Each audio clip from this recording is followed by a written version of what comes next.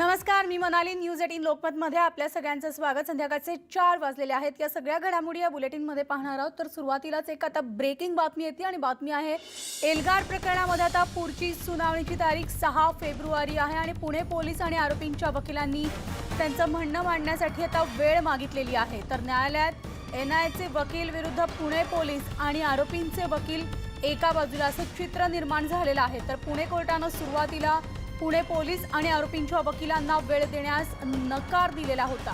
सर्वोच्च न्यायालयानं दिलेल्या अनेक निकालांचा आधार घेत अर्ज एनआयएनं केल्यानं त्यात फार प्रतिवाद करण्यासारखं काही नसल्याचं कोर्टाचं म्हणणं होतं. पण आरोपींच्या वकिलांनी यावर जोरदार आक्षेप नोंदवलेला आहे. तर गुरुवारी म्हणणं ऐकून घेतल्यावर मग कोर्ट या संदर्भातला निकाल देणार आहे. आपण याविषयी अधिक माहिती घेणार आहोत. आमचे प्रतिनिधी वैभव सोनवणे आपल्या सोबत आहेत. वैभव, आपण पाहतोय एल्गार तपास एनआयएकडे सोपवण्याच्या प्रकरणी आता पुढची तारीख देण्यात आलेली आहे. 6 तारखेला या संदर्भातला निकाल येणार आहे. काय अधिक माहिती मिळतेय?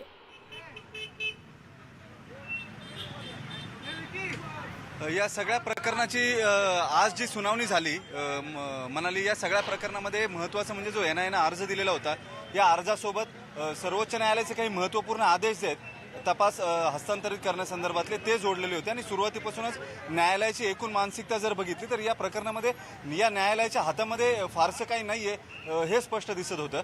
एनआयएच्या कायद्यानुसार अशा पद्धतीनं तपास जो आहे तो हस्तांतरित करावा लागतो आणि तशा पद्धतीचेच आदेश जे आहेत ते सत्र न्यायालयाला द्यावे लागतील अशा स्वरूपाची भूमिका जी आहे ती न्यायालयाने सुरुवातीलाच मांडलेली होती. मात्र तरीसुद्धा आरोपीचे वकील आणि पुणे पोलिसांच्या वतीनं आर्ग्युमेंट करणाऱ्या जिल्हा सरकारी वकील जे आहेत उज्ज्वला पवार यांनी अत्यंत ठाम शब्दामध्ये आक्षेप घेत या सगळ्या प्रकरणामध्ये आर्ग्युमेंट झालं पाहिजे अशी भूमिका घेतली. आणि त्यानंतर आता न्यायालयानं या सगळ्या बाबतीतल्या ज्या अर्जाच्या कॉपीज आहेत त्या 9 अटक आरोपींना आणि जिल्हा पोलिसांच्या वकील जे आहेत उज्ज्वला पवार त्यांना देण्याचे आदेश दिले. आणि त्यानंतर या सगळ्या प्रकरणाची एकूण म्हणणं मांडण्याची भूमिका जी आहे ती गुरुवारी म्हणजे 6 तारखेला पुन्हा सत्र न्यायालयासमोर ठेवण्यात आलेली आहे. यावेळी जिल्हा सरकारी वकील जे आहेत उज्ज्वला पवार त्या आणि आरोपींचे वकील हे त्यांचं म्हणणं जे आहे ते न्यायालयासमोर मांडतील आणि त्यानंतर न्यायालय या बाबतीतला निर्णय जो आहे तो घेऊ शकेल. हा तपास एनआयएकडे हस्तांतरित केला जाईल की नाही याबाबतचा निर्णय जो आहे तो गुरुवारी येण्याची शक्यता आता महत्त्वाची. आणि या सगळ्यामध्ये अत्यंत महत्त्वाची जी माहिती येते त्यानुसार एनआयएने जी एफआयआर या प्रकरणामध्ये दाखल केलेली आहे या एफआयआरमधून सेडिशनचे म्हणजे देशद्रोहाचे आणि राष्ट्राच्या विरोधामध्ये युद्ध पुकारण्याचे 2 महत्त्वाचे कलम जे आहेत ते घातलेले नाही आहेत. आणि पुणे पोलिसांनी या सगळ्या प्रकरणामध्ये ही कलमं जी आहेत ती अटक आरोपींना आधीच लावलेली होती. महत्त्वाचं म्हणजे ही कलमं लावण्यापूर्वी जवळपास 15 दिवस पुण्याच्या सत्र न्यायालयामध्ये या संदर्भातलं आर्ग्युमेंट झालेलं होतं. आणि त्यानंतर ही कलमं जी आहेत ती आरोपपत्रामध्ये चार्जशीटमध्ये दाखल करायला परवानगी न्यायालयाने दिलेली होती. मात्र एनआयएने तशी भूमिका घेतलेली पाहायला मिळत नाही. तुर्तास सुरुवातीला एनआयएने जी फ्रेश एफआयआर जी दाखल केलेली आहे या एफआयआरमध्ये सेडिशन अर्थात देशद्रोहाचा आणि waging the war against nation म्हणजे राष्ट्राच्या विरोधामध्ये युद्ध पुकारण्याचे जे 2 कलम आहेत ही कलमं लावलेली नाही आहेत. UAPAची काही कलमं आहेत 153 असेल 34 असेल 39 असेल ही सगळी कलमं जी आहे ती एनआयएने त्यांच्या एफआयआरमध्ये घेतलेली आहेत. मात्र सेडिशन आणि वेजिंग वॉर अगेन्स्ट नेशन या 2 कलमांचा संदर्भ जो आहे तो एनआयएच्या एफआयआरमध्ये येत नाही आहे. त्यामुळे हे अत्यंत महत्त्वाचं प्रकरण म्हणावं लागेल. सुरुवातीला या अर्बन नक्सलाईटची भूमिका ही देशद्रोहाची आहे किंवा राष्ट्राच्या विरोधात युद्ध पुकारण्याची आहे अशा पद्धतीने जी मांडण्यात आलेली होती आरोपपत्रामध्ये जी ठेवण्यात आलेली होती ती एनआयएला मान्य नाही आहे का किंवा एनआयएला नव्यानं त्या संदर्भामध्ये तपास करायचा का अशा अनेक गोष्टी ज्या आहेत त्याच्यावरती प्रश्नचिन्ह लागले. त्यामुळे हा तपास एनआयएकडे गेल्यानंतर एनआयए नेमका कशाचा तपास करेल? 23 आरोपींच्या विरोधातल्या एफआयआरमध्ये केवळ 9 जण अटक आहेत. उरलेल्या लोकांना एनआयए अटक करणार का? त्यांचा नेमका या सगळ्या प्रकरणामध्ये रोल किती आहे? आणि सेडिशन आणि वेजिंग वॉर अगेन्स्ट नेशन या 2 ज्या महत्त्वाच्या गोष्टी आहेत त्याबाबत एनआयए काय भूमिका घेतं?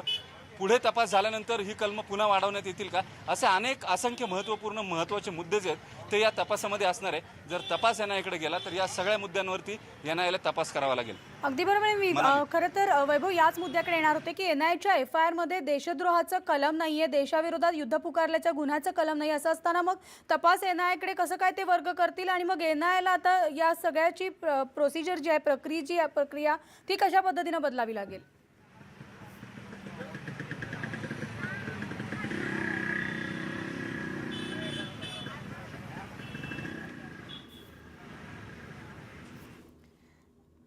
वैभव, माझा आवाज पोहोचतोय तुझ्यापर्यंत?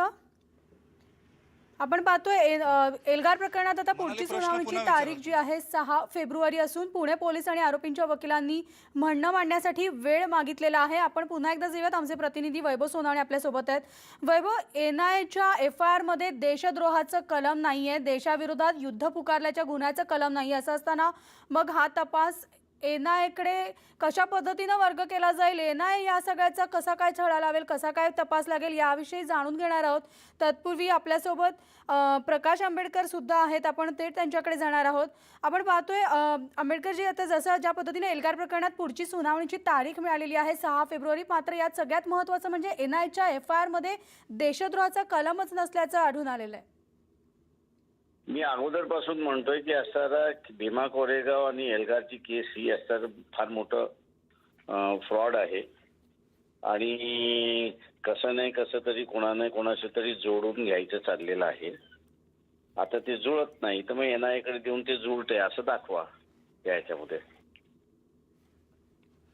तर पोलिसांचं म्हणणं जे आहे, पोलिसांचं म्हणणं आहे की कोर्ट म्हणणं ऐकल्यानंतर कोर्ट आपला निर्णय देणार आहे. मात्र या सगळ्या प्रकरणामध्ये आज जो काही कोर्टाने जी भूमिका घेतलेली आहे किंवा आज जे काही दाखल करण्यात आले, यावर तुमची भूमिका काय आहे? नाही, प्रश्न असा आहे की सिक्युरिटीला इश्यू रेज करून तुम्ही कोणाला तरी आतमध्ये घालताय आणि किती महिने किती वर्ष तुम्ही आतमध्ये घालणार आहात. त्याच्यामुळे ही सरकारची दादागिरी आहे, एवढंच फक्त म्हणेन मी त्याच्यामध्ये.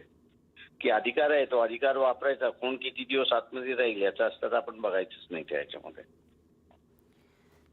प्रकाश आंबेडकरजी, धन्यवाद आमच्याशी बोलल्याबद्दल. तर आपण पाहतोय सरकारची दादागिरी असल्याचं वंचित बहुजन आघाडीचे अध्यक्ष प्रकाश आंबेडकर यांनी आपलं मत मांडलेलं आहे. पुन्हा एकदा जाऊयात, आमचे प्रतिनिधी वैभव सोनावणे आपल्यासोबत आहेत.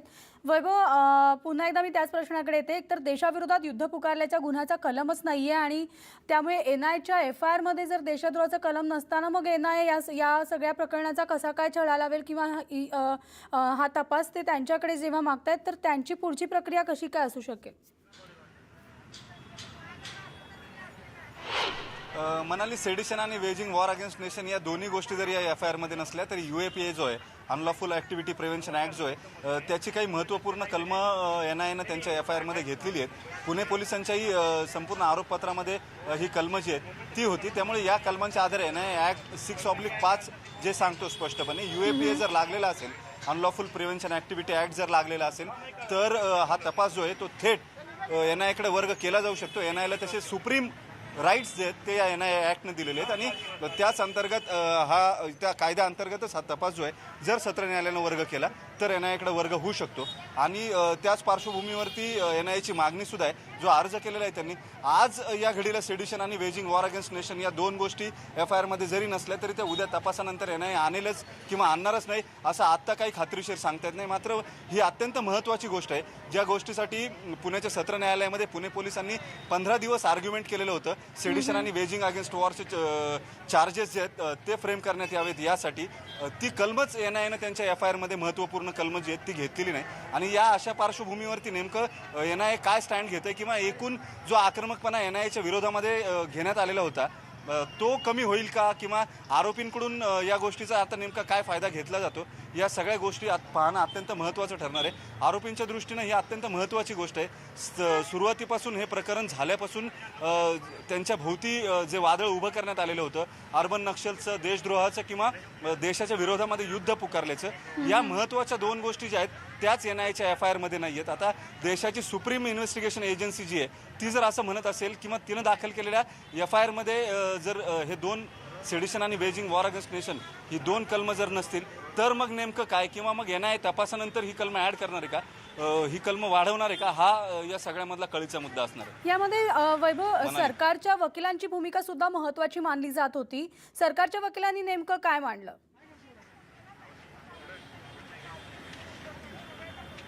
मनाली न्यायालयातलं चित्र अतिशय रंजक होतं. गेले 15 दिवसांपूर्वीपर्यंत पुणे पोलीस आणि आरोपींचे वकील हे एकमेकांच्या विरोधामध्ये भूमिका मांडत होते. मात्र आज जिल्हा सरकारी वकील जे आहेत त्या आणि आरोपींचे वकील हे एका बाजूला आणि एनआयचे वकील एका बाजूला असं एकूण चित्र जे आहे ते न्यायालयामध्ये उभं राहिलेलं होतं. कारण आरोपींनाही हा तपास एनआयकडे जायला नको आणि पुणे पोलिसांची किंवा राज्य सरकारची तीच भूमिका आहे. त्यामुळे जिल्हा सरकारी वकील जे आहेत ते जी भूमिका मांडत होते त्याच भूमिकेवरती आरोपींचे वकील सुद्धा ठाम होते. आणि जो अर्ज एनआयनं सत्र न्यायालयामध्ये केलेला होता त्याच्या कॉपीज मिळालेल्या नव्हत्या. त्यामुळे त्या कॉपीज आम्हाला मिळाव्यात आणि त्यानंतर आम्हाला म्हणणं मांडण्यासाठी वेळ मिळावा अशी मागणी जी आहे ती दोन्ही बाजूंनी करण्यात आली, जिल्हा सरकारी वकिलांकडून सुद्धा आणि आरोपींच्या वकिलांकडून सुद्धा. महत्त्वाचं म्हणजे न्यायालय फार या मानसिकतेमध्ये नव्हतं, कारण कायदा आहे तशा स्वरूपाचा. तसे काही सुप्रीम कोर्टाचे सायटेशन्स आहेत तपास जो आहे तो वर्ग करण्याचे, हस्तांतरित करण्याचे. आणि अशा पार्श्वभूमीवरती पुन्हा आणखी वेळ कशासाठी हवा अशी भूमिका जी आहे किंवा असा प्रश्न जो आहे तो न्यायालयानं उपस्थित केलेला होता. मात्र आरोपींचे वकील आणि जिल्हा सरकारी वकील यांनी अतिशय ठाम आक्षेप घेतला आणि म्हणणं मांडू द्यावं, आर्ग्युमेंट करू द्यावं अशी भूमिका त्यांनी घेतलेली होती. आणि त्यामुळे अखेर गुरुवारी 6 तारखेला पुन्हा याबाबत पोलिसांच्या वतीनं जिल्हा सरकारी वकील उज्ज्वला पवार आणि मग त्यानंतर आरोपींचे वकील हे त्यांचं म्हणणं जे आहे ते मांडतील.